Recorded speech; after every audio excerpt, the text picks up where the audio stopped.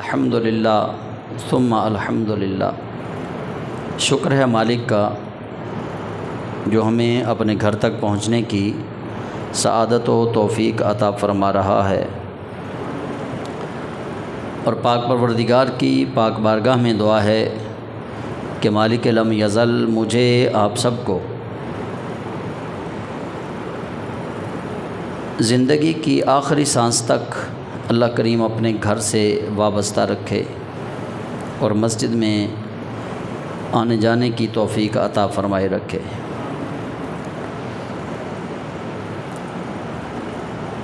مختصر تفسیر القرآن کا جو سلسلہ شروع کیا گیا، اس میں ہم سورہ مائدہ کی آیت نمبر 40 تک تلاوت کر چکے، اور آج انشاءاللہ العزیز آیت نمبر 41 سے اپنے سبق کا آغاز کریں گے۔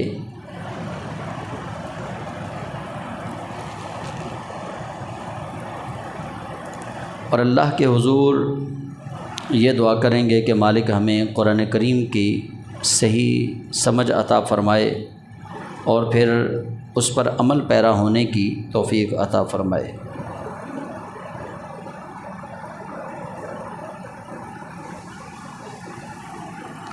خدائے بزرگ و برتر جل جلالہ نے ہمیں قرآن کریم اس لیے نہیں دیا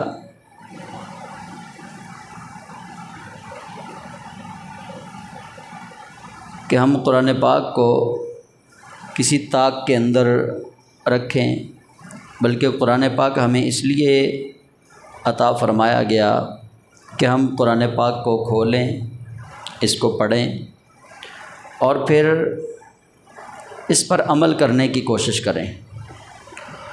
یقین جانیے اللہ اور اس کے محبوب صلی اللہ علیہ وآلہ وسلم جتنا خوش تلاوت قرآن پاک سے ہوتے ہیں، اتنا کسی اور عمل سے خوش نہیں ہوتے۔ سب سے زیادہ خوشی اللہ اور اس کے رسول کو بندہ مومن کے تلاوت کرنے پر ہوتی ہے۔ اس کی وجہ یہ ہے کہ بندہ جب قرآن کریم کو پڑھتا ہے، ایک تو یہ اس کے ذہن میں بات آتی ہے کہ اللہ احکم الحاکمین کا کلام ہے، اور دوسری یہ بات آتی ہے کہ یہ وہ اللہ کا کلام ہے جو حضور سید عالم کی زبان حق ترجمان سے نکلا ہے، یعنی اللہ نے بھیجا اور نبی کریم صلی اللہ علیہ وسلم نے اس کو پڑھ کے تلاوت کر کے امت کو سنایا، اور سید عالم صلی اللہ علیہ وآلہ وسلم آپ پر یہ نازل ہونے والی کتاب کو اللہ کریم ارشاد فرما رہا ہے، اِنَّهُ لَقَوْلُ رَسُولٍ کریم، کہ بے شک یہ کریم رسول کا قول ہے۔ کچھ باتیں ہیں جو واسطہ اور وسیلہ سے پہنچتی ہیں۔ مثال کے طور پہ ہم اگر سمجھیں کسی کے ساتھ ہمارا اتنا گہرا تعلق ہوتا ہے کہ ہم اس گہرے تعلق کی بنا پر کہتے ہیں کہ اس کی بات میری ہی بات ہے، اس کا کہا میرا ہی کہا ہے، جو اس نے کہہ دیا سمجھ لو وہ میں نے کہہ دیا، جو اس کا حکم ہے سمجھ لو وہ میرا ہی حکم ہے۔ تو بلا مثال و بلا تشبیہ ہم دنیا داروں کے معاملات کو اللہ سے مثال تشبیہ نہیں دے سکتے، لیکن بات کو سمجھنا اور سمجھانا یہاں پہ مقصود ہے۔ اللہ وحدہ لا شریک نے اپنے پیارے حبیب صلی اللہ علیہ وسلم کے لیے ارشاد فرمایا کہ من یطع الرسول فقد اطاع اللہ،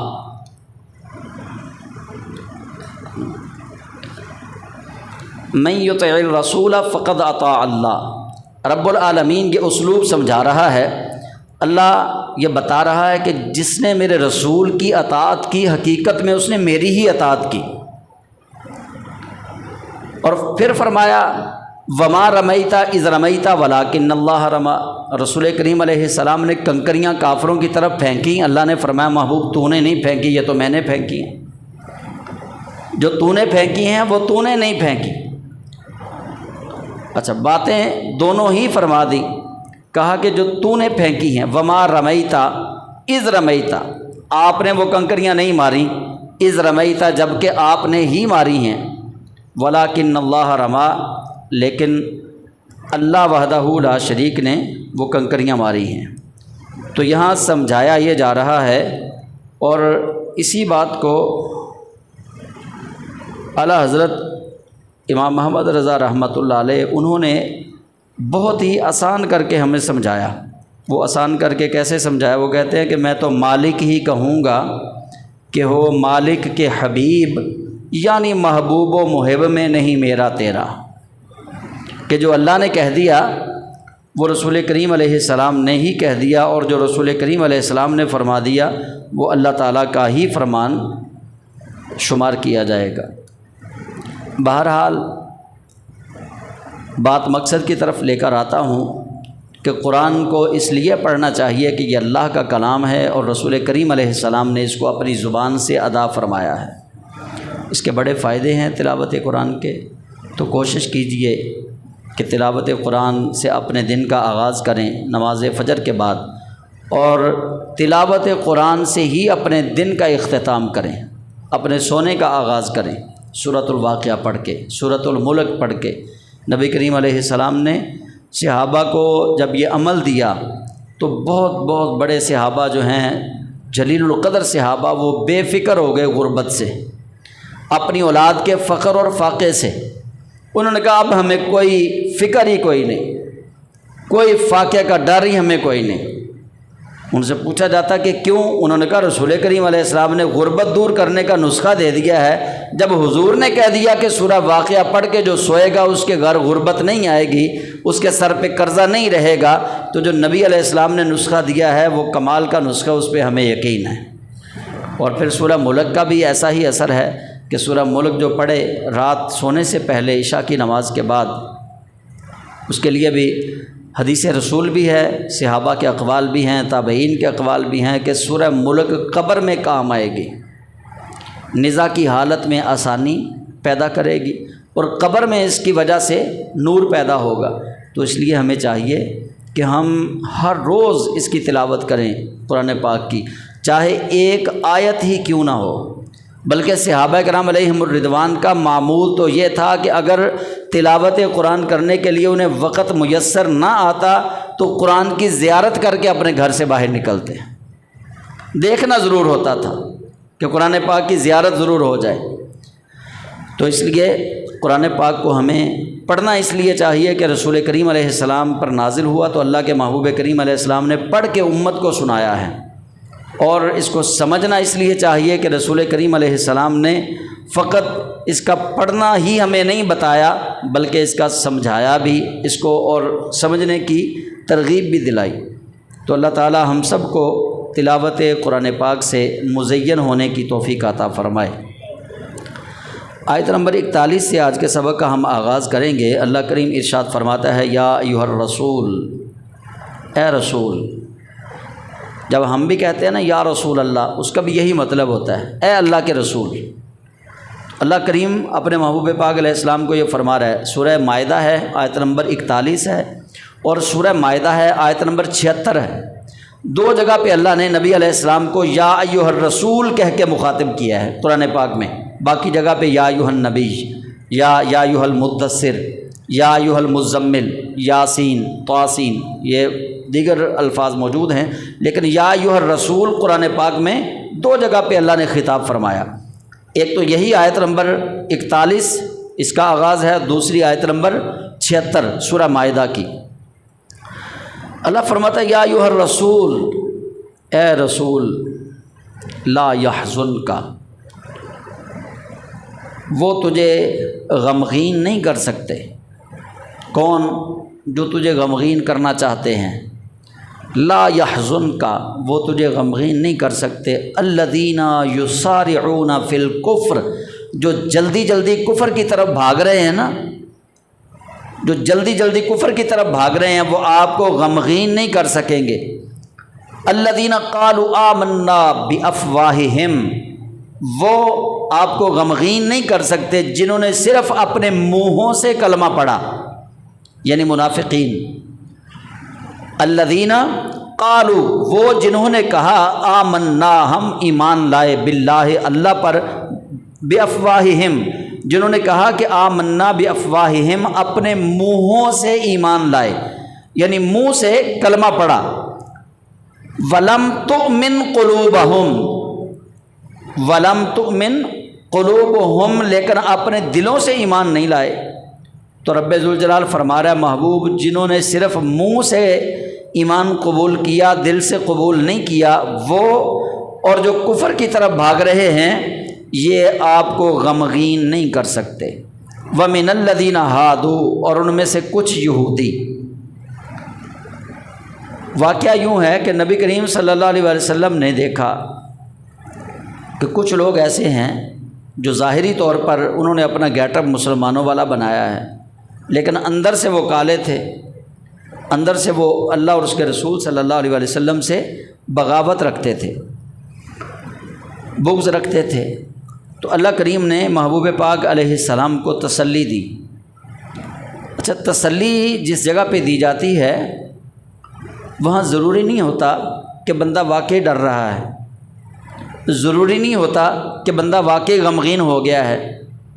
بعض دفعہ آپ اپنے بچے کو کسی کام بھیجتے ہیں، ساتھ اس کو یہ سمجھا کے بھیجتے ہیں کہ ڈرنا نہیں،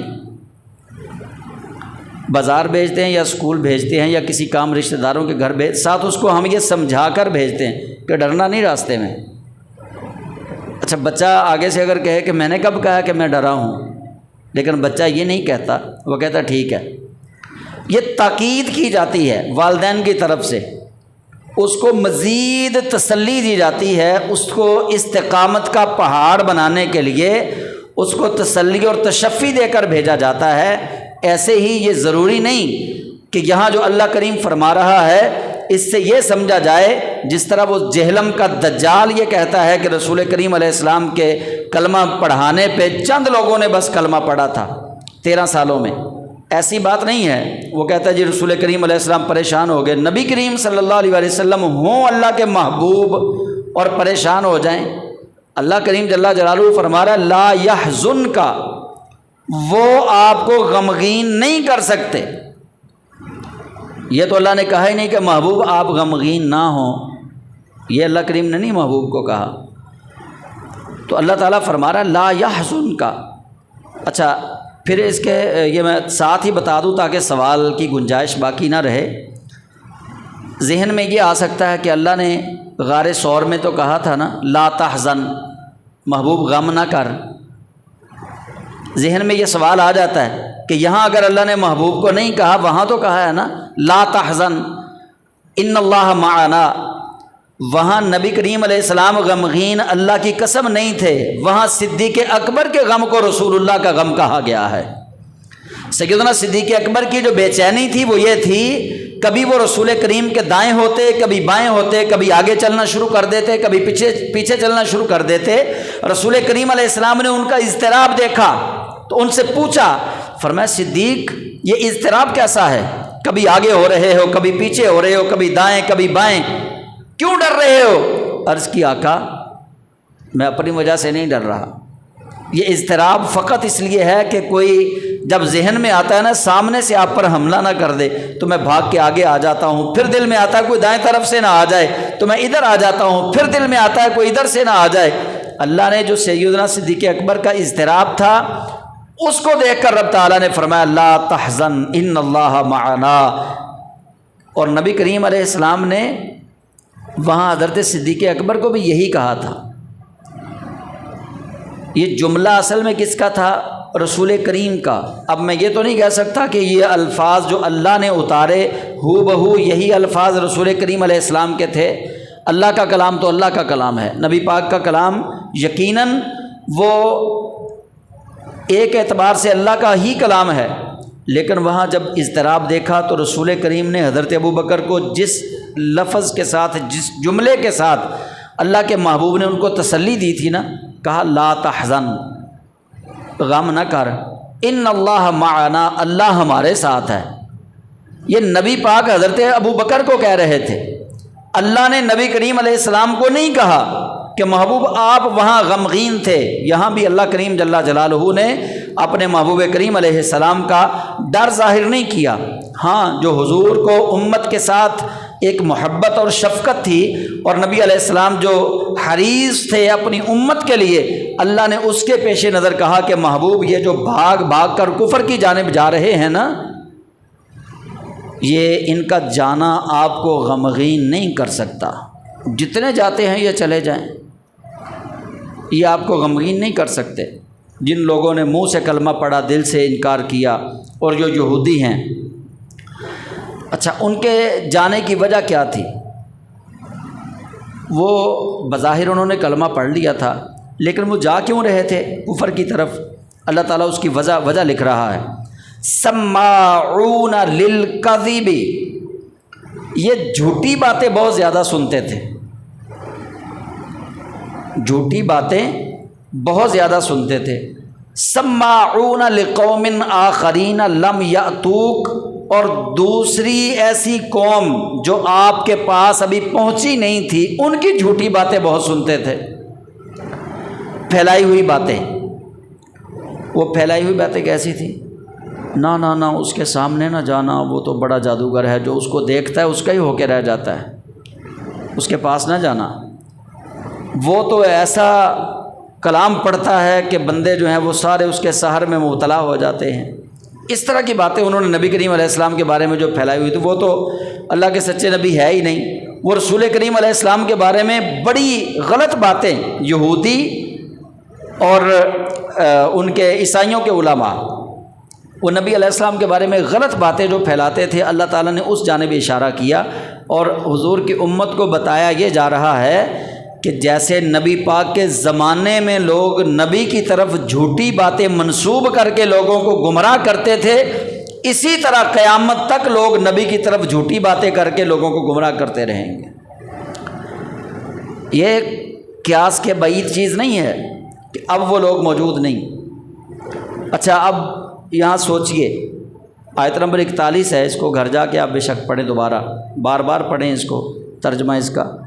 آپ دیکھیے اللہ تعالیٰ نے ان کی بات کو وضاحت کے ساتھ بیان فرمایا ہے۔ فرمایا وہ جھوٹی باتیں سنتے تھے، اور ایسی جھوٹی باتیں سنتے تھے ان لوگوں کی، لقوم آخرین، ایک دوسری قوم کی، لم یاتوک، جو آپ کے پاس کبھی حاضر ہی نہیں ہوئے تھے، جنہوں نے نبی پاک کو دیکھا نہیں تھا، حضور کی مجلس میں نہیں بیٹھے تھے، غلط باتیں بنا کے، جال بن کے وہ ان کچے ایمان والے لوگوں کو بتاتے تھے، تو وہ کچے لوگ جو تھے وہ ان کی باتیں سن کے دائرہ اسلام سے خارج ہو رہے تھے، کفر کی جانب جا رہے تھے۔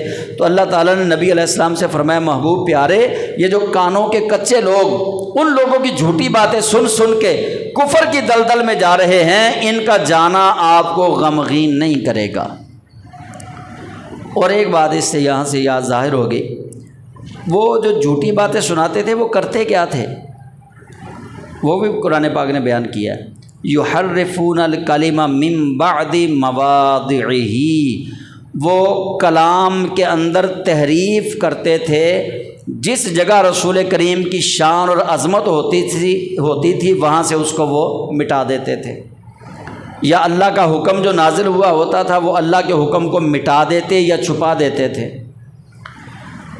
ان اوتیتم، یقولون ان اوتیتم ھذا فخذوہ، اور وہ لوگوں کو یہ کہتے تھے کہ بات سنو، اگر تو محمد تمہاری مرضی کے مطابق بات کر دیں، فخذوہ، تو اس بات کو لے لو، وَإِن لَّمْ تُؤْتَوْهُ فَاحْذَرُوا، اگر وہ تمہاری مرضی کے خلاف بات کریں تو پھر دور ہٹ جانا، تمہاری مرضی کے مطابق بات کریں تو ان سے وہ کام لے لینا، حکم لے لینا، اگر تمہاری مرضی کے خلاف کریں تو ان کی بات نہ ماننا۔ یہاں میں آپ کو ساتھ ہی یہ بتا دیتا ہوں کہ کیا کیا تھا انہوں نے۔ نبی کریم صلی اللہ علیہ وسلم کے پاس ایک یہودی جوڑے کو لایا گیا جن کا منہ کالا کیا ہوا تھا۔ نبی علیہ السلام نے پوچھا، فرمایا ان کا منہ کیوں کالا کیا ہے؟ تو لوگوں نے بتایا جی انہوں نے زنا کیا ہے، دونوں نے، شادی شدہ زانی ہیں یہ، تو سزا یہ ہے ہمارے دین کے اندر، یہودیت کے اندر سزا یہ ہے کہ ان کا منہ کالا کر کے گدھے کے اوپر بٹھا کر ان کا منہ دوسری طرف کر دیں، یعنی جس طرف گدھے کا منہ ہے نا اس طرف نہیں منہ کرنا، اس کی پیٹھ کی طرف ان کا منہ کر دینا۔ نبی کریم علیہ السلام نے فرمایا کیوں جھوٹ بول رہے ہو؟ تمہارے دین میں بھی وہی سزا ہے جو ہمارے دین کے اندر ہے۔ تمہارے دین میں بھی رجم کرنا یعنی پتھر مار مار کے مار دینا ہے، اور ہمارے دین کے اندر بھی پتھر مار مار کے رجم کر کے زانی شادی شدہ جوڑے کو مار دینا ہے۔ وہ کہنے لگے نہیں، نبی کریم علیہ السلام نے فرمایا تورات لے کر آؤ۔ ان کے کچھ مولوی گئے، تورات لے کر آئے۔ عبداللہ بن سلام جو پہلے یہودیوں کے عالم رہ چکے تھے، حضرت عبداللہ بن سلام رضی اللہ تعالیٰ عنہ صحابی رسول تھے اس وقت، یہودی عالم تورات لے کے آ گیا۔ اب تورات لے کر آیا تو اس نے پڑھنا شروع کی تورات۔ جس جگہ کے اوپر، جس جگہ رجم کا لفظ لکھا ہوا تھا نا، اس کے اوپر اس نے انگلی رکھ لی، آگے پڑھنا شروع کر دیا۔ تو حضرت عبداللہ بن سلام رضی اللہ تعالیٰ عنہ فرمانے لگے یا رسول اللہ، اس بدبخت سے کہیے کہ انگلی اٹھائے، اپنا ہاتھ اٹھائے اور دیکھے وہاں کیا لکھا ہے۔ جب اس کا ہاتھ اٹھایا گیا تو نیچے وہی سزا لکھی تھی جو دین محمدی کے اندر زانی، شادی شدہ زانی کی سزا تھی، کہ دین موسوی کے اندر بھی شادی شدہ زانی کو سنگسار کرنا، رجم کرنا، پتھر مار مار کر مار دینا ہے، اور دین محمدی کے اندر بھی وہی سزا تھی۔ تو اللہ کریم جل جلالہ نے یہ فرمایا یحرفون الکلم عن مواضع من بعد مواضعہ، وہ قرآن پاک کے اندر، کلام کے اندر، تورات کے اندر، انجیل کے اندر وہ تحریف کرتے ہیں، اس کی بہت ساری جگہوں میں اپنی منمانی کرتے ہوئے اس کو وہ بدل رہے ہیں۔ تو وہ اپنے ماننے والوں کو کیا کہتے تھے؟ ہوا یہ کہ یہودیوں نے، اب جیسی ہمارے ہاں بیماری ہے، بڑے لوگ جو ہیں وہ جس گناہ کے اندر مبتلا ہو جاتے ہیں، اب پاکستان کے اندر کرپشن کا انہوں نے کرائٹیریا رکھا، پتہ نہیں 55 کروڑ سے میرے خیال میں کرپشن شروع ہو رہی ہے سزا والی، 50 کروڑ، ہاں جی 50 کروڑ جو کرپشن کرے نا جی، اب وہاں سے احتساب شروع ہوگا۔ مطلب 50 کروڑ سے نیچے کرپشن ہی نہیں انہوں نے رکھی۔ یہودیوں نے سیم یہی کیا۔ ان کے جو بڑے تھے نا، چودھری ٹائپ کے لوگ، وہ زنا کرتے تھے۔ انہوں نے کہا کہ ہم سزا سے کیسے بچیں؟ اچھا، وہ جب چودھری زنا کرتے تھے تو ان کا منہ کالا کیا جاتا، گدھے پہ بٹھا دیا جاتا۔ اگر غریب زنا کرتا تو اس کو سنگسار کیا جاتا، غریب کو پتھر مار مار کے مار دیتے۔ انہوں نے کہا یہ تو بڑی لعنت ہے ہمارے اوپر، چلو ایسا کرتے ہیں، اسمبلی میں لے جاتے ہیں اس قانون کو، اور ایسا قانون بنا دیتے ہیں کہ غریب بھی بچ جائے، امیر بھی بچ جائے۔ وہ اپنی اسمبلی میں، جمہوریت چونکہ دین ابلیس ہے تو وہ وہاں لے گئے، انہوں نے ایک اکٹھا قانون پاس کر لیا جی، غریب کرے یا امیر کرے، نعوذ باللہ، اس کو مارا نہیں جائے گا پتھروں کے ساتھ، سنگسار نہیں کیا جائے گا۔ انہوں نے یہ غلط قانون جو ہے وہ پاس کر لیا۔ اب وہ جو جوڑا نبی علیہ السلام نے دیکھا تھا جن کا منہ کالا کیا ہوا تھا، تو رسول کریم علیہ السلام نے ان کو بلا کے پوچھا، انہوں نے کہا جی ہمارے دین کے اندر ہے یہ سزا، تو انہوں نے ہمیں یہ سزا دی ہے۔ اب جب نبی کریم علیہ السلام تشریف لے آئے، حضور نے اعلان فرما دیا، تو یہودیوں کے چودھری، یہودیوں کے راہب، احبار، مولوی ان کے، وہ اپنے قوم کے غریبوں کو جمع کرتے، اور جمع کر کے کیا کہتے؟ گل سنو، جے تے محمد صلی اللہ علیہ وآلہ وسلم تہاڈی مرضی دی سزا دین، صرف منہ ہی کالا کرن تہاڈا، کھوتے تے بٹھا دین، پھر تے تسی کہو کہ ٹھیک ہے، پھر تسی کہہ دیو ٹھیک ہے۔ قرآن پاک بیان کر رہے ہیں، یقولون ان اوتیتم ھذا فخذوہ، اگر وہ تمہاری مرضی کی بات کہے تو فخذوہ، قبول کر لینا، وَإِن لَّمْ تُؤْتَوْهُ فَاحْذَرُوا، اگر تمہاری مرضی کا تمہیں وہ کچھ نہ دیں تو ان سے بھاگ جانا۔ جے تے وہ کہن کہ انی کی سزا ہے، انی کو سزا ہے کہ منہ کالا کرنا تے کھوتے تے بٹھا دینا، پھر تسی کہو ٹھیک ہے۔ تے جے محمد صلی اللہ علیہ وآلہ وسلم کہن نا کہ زانی شادی شدہ جوڑے نو رجم کرنا ہے، پتھر مار مار کے مارنا ہے، تو پھر تسی کہو نہیں نہیں، یہ سچی گل نہیں ہے، ساری کتاب وچ تے انج نہیں لکھیا۔ تو اللہ کریم اپنے پیارے حبیب علیہ السلام کو ان کے دل کی شرارتیں، ان کی باطن کی شرارتوں سے آگاہ بھی فرما رہا ہے، اور رب ذوالجلال فرما رہا ہے کہ محبوب انہیں کہیں کہ وَمَن يُرِدِ اللَّهُ فِتْنَتَهُ فَلَن تَمْلِكَ لَهُ مِنَ اللَّهِ شَيْئًا، اور جس کو اللہ فتنے میں مبتلا کر دے، جس کو اللہ فتنے میں مبتلا کر دے، فَلَن تَمْلِكَ لَهُ مِنَ اللَّهِ شَيْئًا، کسی کے اندر پھر یہ جرت نہیں کہ وہ اس کو اس فتنے سے نکال سکے۔ کوئی اللہ کے مقابلے میں ایک رائی کے دانے کا برابر کا بھی مالک نہیں ہے۔ کون ہے پھر جو اللہ کا مقابلہ کرے گا؟ جب کسی کو اللہ نے ہی مصیبت کے اندر مبتلا کر دیا، فتنے کے اندر مبتلا کر دیا ہے، تو کوئی اللہ کے مقابلے میں کسی چیز کا مالک نہیں۔ ایک چیز یہاں سے اور بھی پتہ چل رہی ہے کہ جب کبھی اللہ کے مقابلے میں کسی کو ڈسکس کیا جائے گا تب وہ ایک ذرے بھر کا بھی مالک نہیں ہوگا۔ کسی کو بھی کمپیریزن جب اللہ سے کیا جائے گا، مقابلہ موازنہ کیا جائے گا کہ اللہ نے کسی کو گرفتار کیا ہے اور کوئی کہے جی اللہ کی کیا جرت ہے، ہمارے پاس نبی ہے، نبی اللہ کے مقابلے میں کھڑا ہو جائے گا، پھر نبی کی کوئی وقت نہیں وہاں پہ۔ جب اللہ کے مقابلے میں کھڑا کرنا ہے کسی نے، اور ظاہر سی بات ہے جو اللہ کے مقابلے میں نبی کو گنے گا، اللہ کے مقابلے میں جو نبی کو کھڑا کرے گا وہ عالم نہیں ہوگا، وہ کوئی جاہل ہوگا، وہ ایسا شخص ہوگا جس کو علم نہیں ہے بنیادی عقائد و نظریات کا، ورنہ اہل علم، اہل ایمان اللہ کے مقابلے میں کسی کو نہیں لے کر آتے۔ تو اللہ کریم فرما رہا ہے کہ جس کو اللہ فتنے میں مبتلا کر دے پھر کوئی اللہ کے مقابلے میں کسی چیز کا مالک نہیں ہے۔ یہاں ملحدین جو ہیں وہ اعتراض کرتے ہیں، وہ کہتے ہیں کہ جب اللہ نے ہی کسی کو گمراہ کر دیا پھر اس کا کیا قصور؟ وہ کہتے ہیں تمہارے قرآن پاک میں ہے، سورہ مائدہ میں ہے کہ اللہ ہی جب کسی کو گمراہ کر دے پھر کوئی اللہ کے مقابلے میں اس کو بچا نہیں سکتا۔ جب اللہ نے ایک بندے کو گناہ والے راستے پر لگا دیا ہے، گمراہ کر دیا ہے، تو پھر اللہ اس بندے کو عذاب کیوں دے گا؟ وہ کہتے ہیں جب اللہ نے ہی اس کو گمراہ کر دیا ہے تو پھر اب گناہ کیسا؟ تو یاد رکھیے اللہ وحدہ لا شریک نے جس بندے کو گمراہ کرنا ہوتا ہے نا، وہ اللہ بنا کے اس کو یہ نہیں کہتا کہ یہ گمراہ بندہ میں نے دنیا میں بھیج دیا، ایسا نہیں ہے۔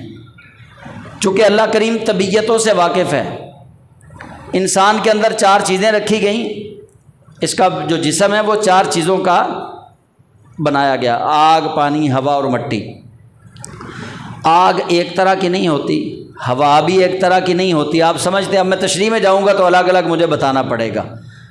لکڑ والی آگ زیادہ سخت ہوتی ہے، گیس والی آگ تھوڑی اس سے نرم ہوتی ہے۔ آگ بھی ایک قسم کی نہیں ہے، اور پھر کچھ آگ ایسی ہے جو جلتی ہے تو اس آگ میں سے ذرات نکلتے ہیں جو آنکھوں میں پڑتے ہیں، دور جاتے ہیں۔ کوئی آگ ایسی ہوتی ہے کہ اس میں سے ذرات نہیں نکلتے۔ اسی طرح ہوا ہے، کسی ہوا کے اندر مٹی ہوتی ہے، کسی ہوا کے اندر مٹی نہیں ہوتی، وہ بالکل صاف شفاف ہوتی ہے۔ اسی طرح پانی ہے، کچھ پانی گدلے ہوتے ہیں، کچھ پانی صاف ہوتے ہیں، کچھ بہت زیادہ کڑوے، کچھ کسیلے، کچھ نمکین، کچھ کھارے اور کچھ میٹھے پانی ہوتے ہیں۔ ہر چیز کی ایک طبیعت اللہ کریم نے رکھی ہے۔ انسان کو جب بنایا گیا، ہر انسان کے لیے زمین سے مٹی لی گئی، اس مٹی کے اندر، پانی کے اندر، ہوا کے اندر، آگ کے اندر جو اس کی فطرت کے اندر زیادہ چیزیں شامل تھیں، بندے کو بنایا گیا۔ اللہ وحدہ لا شریک بندے کی طبیعت سے تبھی سے واقف ہے۔ جو مٹی کی جو طبیعت تھی، پانی کی جو طبیعت تھی، ہوا کی جو طبیعت تھی، آگ کی جو طبیعت تھی، جو ہر انسان کے خمیر میں رکھ دی گئی، اللہ کو تو پتہ ہے کہ اس کی، آپ چونکہ بہت زیادہ لوگ اس علم سے بھی ناواقف ہوتے ہیں۔ ایک علم مزاج بھی ہے، مزاج دیکھنا پڑتا ہے لوگوں کا، علم العادات کے ذریعے، علم ہندسہ کے ذریعے، کہ کئی لوگ ہوتے ہیں، وہ بعض دفعہ آپ نے دیکھا ہوگا کہ میاں بیوی دونوں کی آپس میں نہیں بنتی، اگر ان دونوں وہ آتش مزاج ہوں تو نہیں بنتی، اگر دونوں مقابلے والا ان کا مزاج ہو کہ میاں کا جو ہے وہ آتشی مزاج ہے اور عورت کا جو ہے وہ پانی والا مزاج ہے، پھر بھی نہیں بنتی، کیونکہ دونوں ایک دوسرے کی ضدیں ہیں۔ تو یہ بندے کی طبیعت کے اندر جو چیز ہے، اس کا جو مزاج ہے وہ چونکہ آگ، پانی، مٹی اور ہوا کا مزاج ہے، اللہ تعالیٰ اس آگ کے مزاج سے بھی واقف، مٹی کے مزاج سے بھی واقف، پانی کے مزاج سے بھی واقف اور ہوا کے مزاج سے بھی واقف۔ جیسے ہی بندے کو بنایا گیا، اللہ کے علم میں موجود ہے کہ یہ بندہ گمراہ ہوگا یا سیدھے راستے پر رہے گا۔ اللہ کے علم میں یہ موجود ہے کہ یہ ابو جہل مکے میں پیدا ہو کے محمد الرسول اللہ کی بار بار زیارت کر کے بھی گمراہ اور بے دین رہے گا۔ معجزے نہیں دیکھے ابو جہل نے، اس نے نہیں کہا کہ میری مٹھی میں بتائیں کیا ہے، اگر آپ بتا دیں تو میں آپ پر ایمان لے آؤں گا۔ رسول کریم علیہ السلام نے اس کو معجزہ نہیں دکھایا۔ ساری دنیا جانتی ہے کہ اس کی مٹھی کے اندر کنکریوں نے کلمہ پڑھ کے کہا اشہدو ان لا الہ الا اللہ واشہدو ان محمدًا عبدہ ورسولہ، لیکن وہ نہیں مانا۔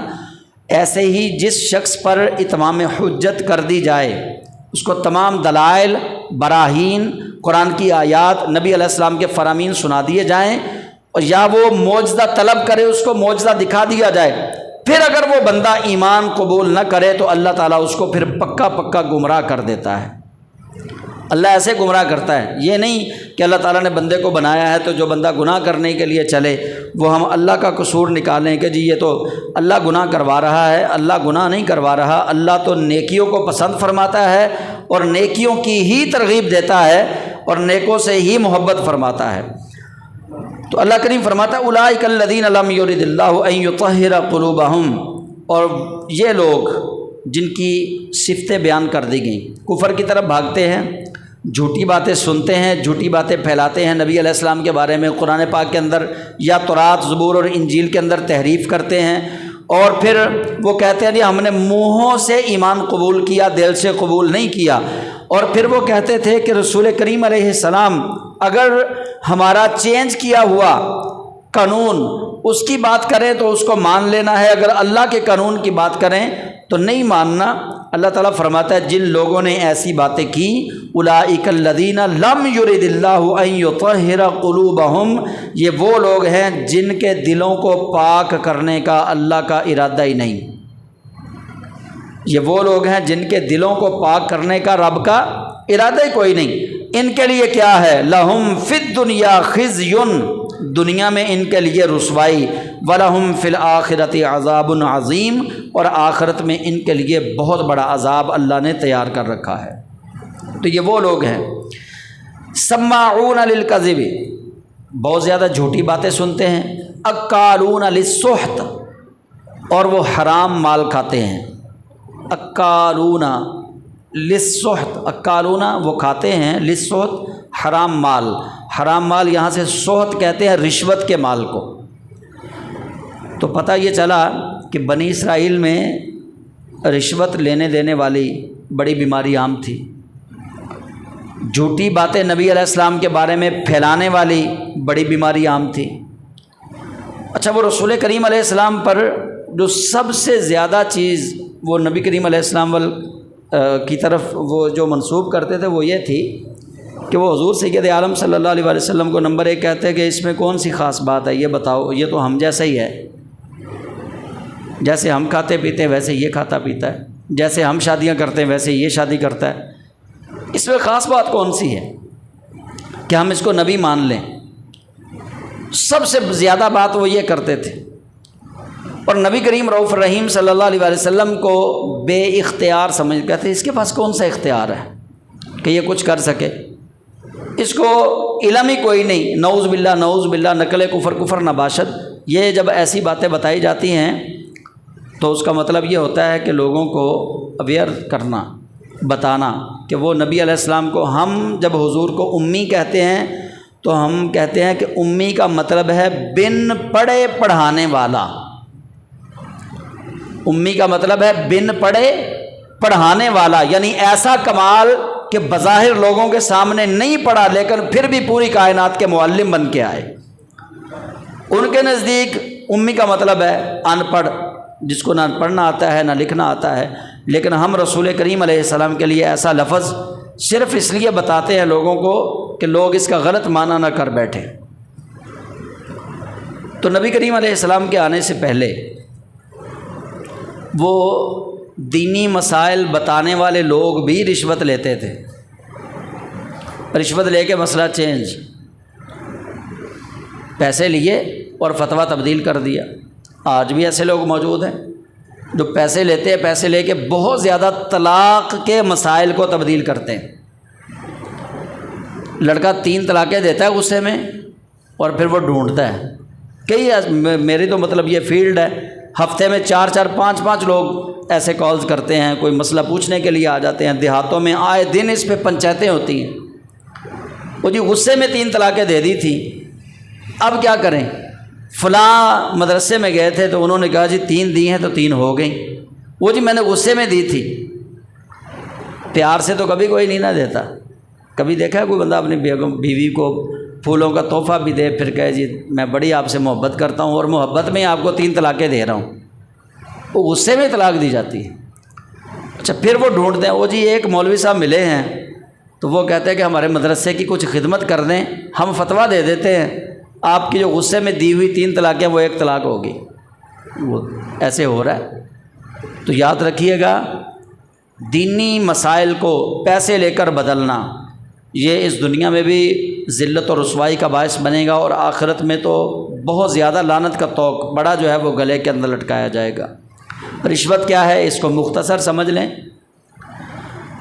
ہر وہ کام جو آپ کی پہنچ سے باہر ہو، آپ کا دل کرے کہ میں یہ کام کر لوں، یہ چیز مجھے مل جائے، لیکن آپ اس منصب کے اہل نہ ہوں، اور اس منصب کی اہلیت کے لیے، اس منصب پر بیٹھنے کے لیے یا اس چیز کو حاصل کرنے کے لیے آپ کسی تیسرے شخص کو ڈالیں، وہ آپ سے پیسے لے اور پیسے لے کر آپ کو وہ منصب دے دے جس منصب کے آپ حقدار نہیں تھے، یا وہ فیصلہ جو آپ کے حق میں نہیں آنا چاہیے تھا وہ فیصلہ اس نے پیسے لے کر آپ کے حق کے اندر کروا دیا، تو یہ اس کو کہتے ہیں رشوت۔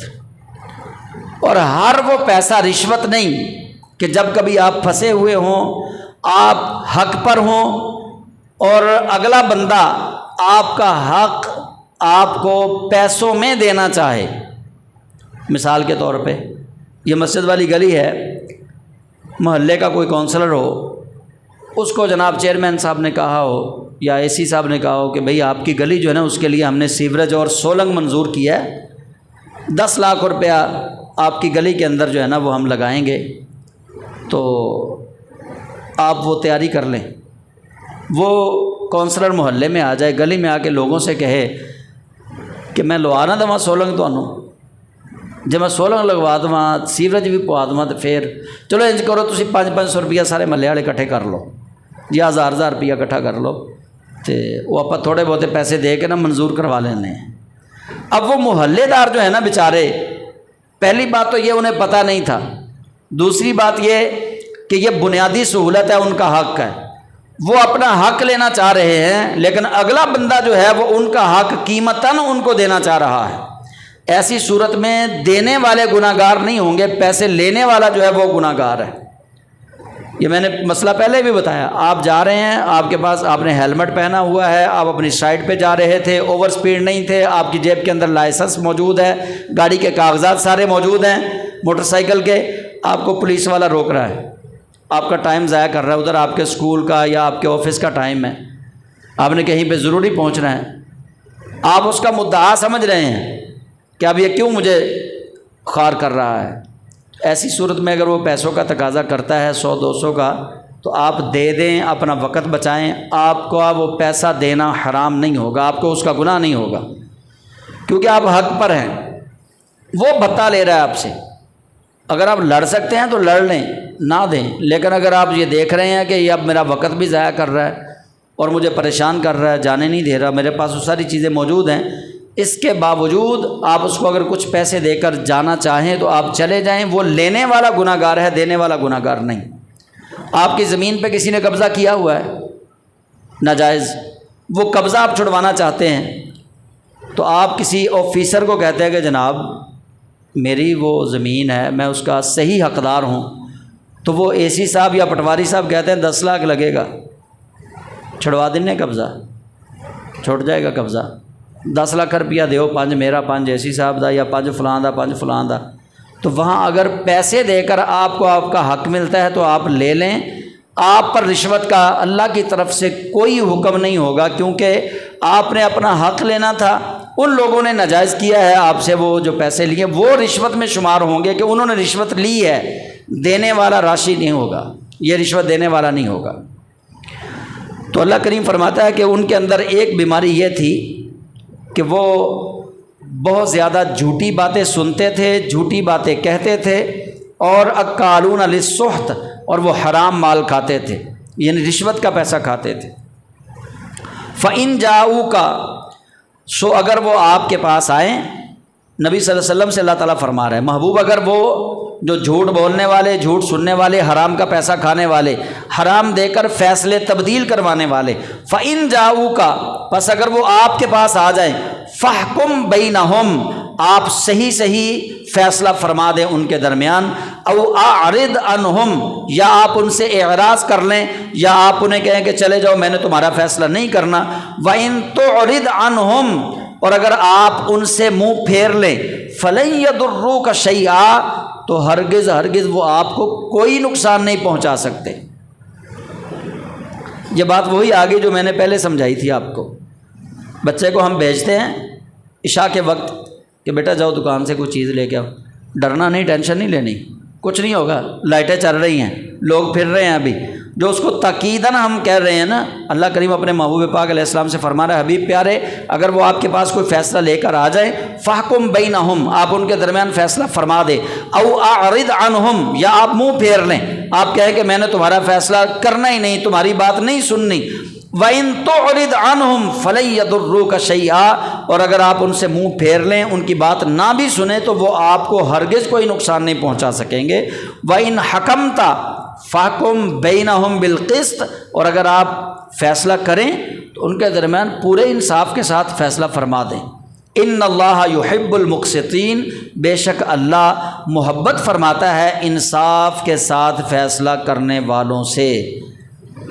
تو اب یہ فیصلہ کرنے والوں سے اللہ محبت بھی کرتا ہے، اور فیصلہ کرنے والوں سے اللہ نفرت بھی کرتا ہے۔ اگر تو عدالتوں کے جج کسی پارٹی کا حصہ بن جائیں اور وہ لوگوں کو غلط سزا سنانا شروع کر دیں، ایک بندہ ہے وہ حقدار ہے ہی نہیں، ایک بندے نے مرغی چوری کی ہے اور جج کہے اس کو سزائے موت، اس نے مرغی چوری کی ہے، جج کہے جی اس کو سزائے موت ہے۔ اب مرغی چوری کی سزائے موت تو بنتی نہیں ہے۔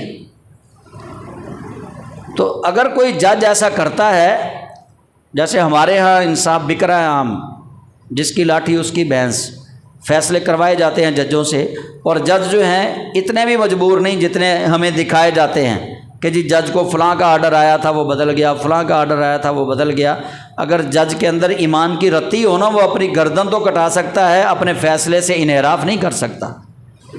ججوں کے اپنے دل کے اندر پلیتی ہوتی ہے، ان کا اپنا ایمان جو ہے وہ بکاؤ ایمان ہوتا ہے، وہ چند ٹکوں کی خاطر وہ غلط فیصلے دے رہے ہیں اور قوم کو اذیتوں کا شکار کر رہے ہیں، بے گناہ لوگوں کو سلاخوں کے پیچھے بند کیا ہوا ہے۔ بہت زیادہ ایسے مقدمات ہیں۔ تو یاد رکھیے گا، اللہ صحیح فیصلہ کرنے والوں سے، انصاف کرنے والوں سے اللہ ان سے محبت فرماتا ہے، اور جو پھر اللہ کے لیے صحیح فیصلہ نہیں کرتے، اللہ ان سے پھر نفرت بھی بڑی فرماتا ہے۔ اور اللہ کریم فرماتا ہے وَكَيْفَ يُحَكِّمُونَكَ وَعِندَهُمُ التَّوْرَاةُ فِيهَا حُكْمُ اللَّهِ، محبوب یہ لوگ ایسے ہی اوپر سے باتیں ہی کر رہے ہیں۔ وَكَيْفَ يُحَكِّمُونَكَ، کیسے ہو سکتا ہے کہ یہ آپ کو حاکم مان لیں؟ وَعِندَهُمُ التَّوْرَاةُ، حالانکہ ان کے پاس تورات ہے، فِيهَا حُكْمُ اللَّهِ، اس تورات کے اندر اللہ کا حکم بھی موجود ہے۔ ثُمَّ يَتَوَلَّوْنَ مِن بَعْدِ ذَلِكَ، تورات کے آنے کے بعد بھی ثُمَّ يَتَوَلَّوْنَ مِن بَعْدِ ذَلِكَ، اس سے وہ روگردانی کرتے ہیں، پھرتے ہیں۔ تو اصل مسئلہ یہ نہیں کہ حبیب پیارے وہ آپ سے فیصلہ کروانا چاہتے ہیں، وہ آپ سے فیصلہ کروانا ہی نہیں چاہتے۔ وَكَيْفَ يُحَكِّمُونَكَ، وہ آپ کو کیوں کر اپنا حاکم مانیں گے، حالانکہ ان کے پاس تورات موجود ہے اور اس کے باوجود وہ پھر گئے۔ وما اولئک بالمؤمنین، محبوب پیارے حقیقت یہ ہے کہ یہ ایمان والے ہیں ہی نہیں۔ اوپر سے انہوں نے کلمہ پڑھا تھا اور رسول کریم علیہ السلام کو کہتے تھے یا رسول اللہ ہم آپ کے وفادار ہیں، ہم آپ کو اپنا حاکم مانتے ہیں، لیکن جب کوئی فیصلہ آ جاتا اور رسول کریم علیہ السلام فیصلہ سنانے کی بات کرتے تو وہ پہلے سے ہی اپنے مجرمین کو، مجرم لوگوں کو پٹی پڑھا کے لاتے تھے، اگر تو فیصلہ ہمارے کلچر کے مطابق دیا تو قبول کر لینا، اگر محمد نے شریعت کے مطابق دیا تو قبول نہیں کرنا۔ تو آج ایسا ہی آپ دیکھ لیں پاکستان کے اندر نظام موجود ہے۔ ہم اس دور سے گزر رہے ہیں کہ جس دور میں انصاف بک رہا ہے، قانون بک رہا ہے۔ یہاں ایک ادنا سے چوکیدار سے، ڈاکٹروں کے چوکیدار سے لے کے، حالانکہ ڈاکٹر کوئی جو پرائیویٹ کلینک والے ہوتے ہیں وہ